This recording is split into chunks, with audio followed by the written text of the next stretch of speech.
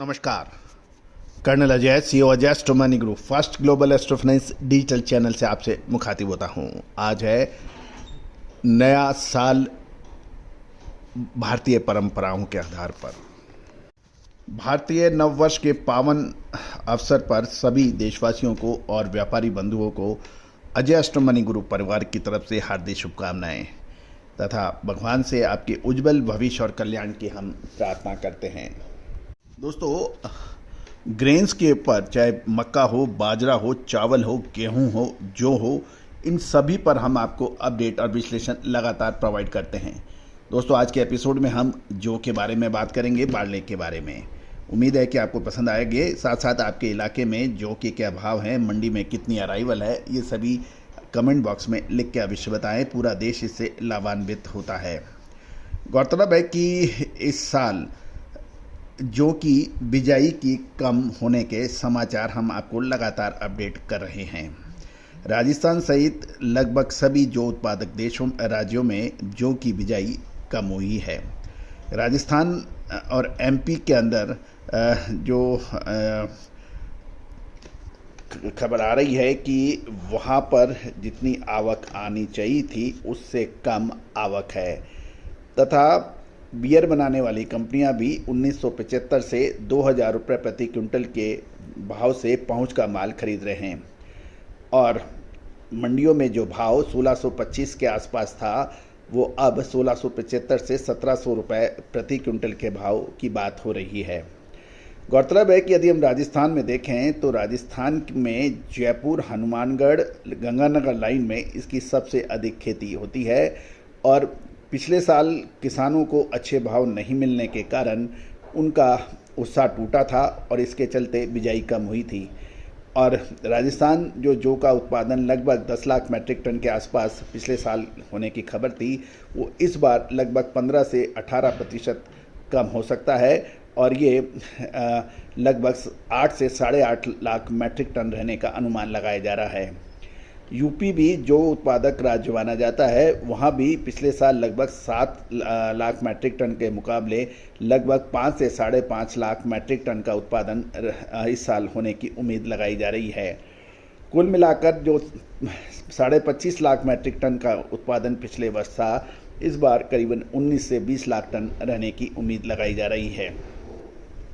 गौरतलब है कि किसानों का रुझान जौ के बजाय दूसरी खेती में रहा, उसमें गेहूं इत्यादि अधिक है।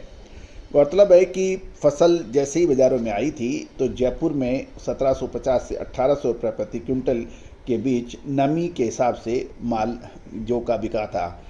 इस समय नया जौ की आवक मध्य प्रदेश और राजस्थान की मंडियों में लगातार आ रही है और भाव इस समय लगभग 1775 के आसपास प्रति क्विंटल चल रहे हैं।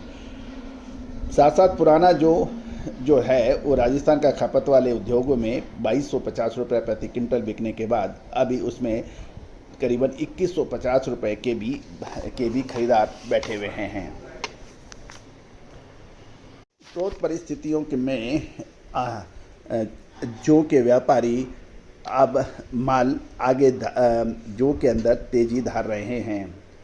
गौरतलब है कि पिछले 4-5 दिनों में मध्य प्रदेश और राजस्थान की मंडियों में जो अराइवल आ रही है उसको देखते हुए भी जौ की पैदावार कम होने का अनुमान कन्फर्म सा होता हुआ नज़र आ रहा है। गौरतलब है कि लगभग 30% कम आवक पिछले सालों के साल को यदि हम कंपेयर करें तो वो कम आवक मंडियों में देखी जा रही है। लेकिन दोस्तों, एक महत्वपूर्ण बिंदु ये रहता है कि आवक अधिक होना, आवक कम होना, पैदावार अधिक होना, पैदावार ज़्यादा होना, ये तेज़ी मंदी के एक प्राइमरी फैक्टर्स होते हैं। लेकिन भावों के अंदर तेज़ी और मंदी के रियल फैक्टर्स तो कुछ दूसरे ही होते हैं। कई बार देखने में आता है कि पैदावार बहुत ज़्यादा है, उसके बाद भी रेट बहुत बढ़ जाते हैं। पैदावार कम है तो उसके बावजूद भी रेट बढ़ ही नहीं पाते हैं। आप देखिए कि पिछले साल चने के अंदर साल 2023 में चने के दाम बिल्कुल नहीं बढ़े थे और जब एक समय आया कि जब 4400-4500 का चने के ऊपर हमने अपडेट दिया कि चने हमें अच्छा लग रहा है, इसमें तेज़ी की संभावनाएं बन सकती है। ये लोएस्ट भाव अमूनन है और उसके बाद चने के अंदर 6,500 से ऊपर के दाम देखे गए। इसी तरह से गेहूं में देखें आप कि 3,000 रुपये बिकने के बाद वो नीचे 2,400 रुपये से नीचे बिका। पिछले साल शुरुआत में जो 2,200-2,300 रुपये का भाव था वो 3,000 बिका।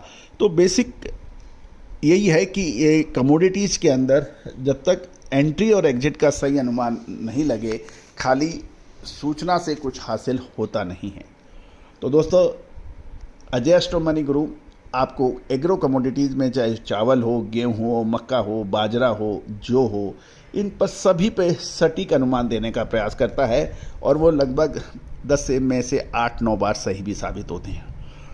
दोस्तों, एग्रो कमोडिटीज़ सबसे वॉलेटाइल और सबसे अनसर्टेन होती है। इसमें मौसम, क्वालिटी,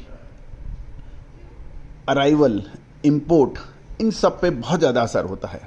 करेंसी यानी भारतीय रुपया की अमेरिकन डॉलर के मुकाबले स्थिति, तेल भाड़ा, ये सारी चीज़ें इसमें काउंट होती है और जो भी इसके ऊपर सारा काउंट करके जो भी विश्लेषण बनाता है वो उसका अनुमान उतना ही सत्य के नज़दीक होता जाता है।